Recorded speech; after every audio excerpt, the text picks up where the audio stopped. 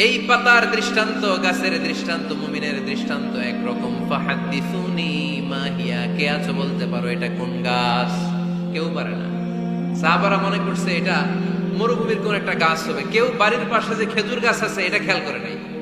সবাই চলে গেছে অন্য গাছের দিকে। ক্যাকটাস, গুলমলতা, মরুভূমির রেয়ার যে গাছগুলো আছে, দুর্লভ দুষ্প্রাপ্য গাছগুলো, তারা এক একজন একটার পর নাম বলতে আরম্ভ করলো। আল্লাহ রাসূল সাল্লাল্লাহু আলাইহি ওয়াসাল্লাম বললেন হয় নাই। একজন বলে একটা, আল্লাহর হাবিব বললেন হয় নাই। সবশেষে কেউ যখন পারে না, আল্লাহ রাসূল সাল্লাল্লাহু আলাইহি ওয়াসাল্লাম বললেন ইন্নাহা নাখলা, এটা খেজুর গাছ। এটা কি গাছ? সবাই বলেন কি গাছ? খেজুর গাছ। কেউ পারে নাই। ওয়াজ শেষ, নসিহত শেষ, সবাই বাড়ি ফিরে যাচ্ছে। সাইয়েদনা ওমর ফারুক রাদিয়াল্লাহু তাআলা আনহু উনি ওনার ছেলে আব্দুল্লাহ ইবনে ওমরকে নিয়ে যাচ্ছে।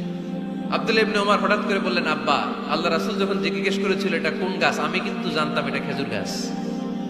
আমি কিন্তু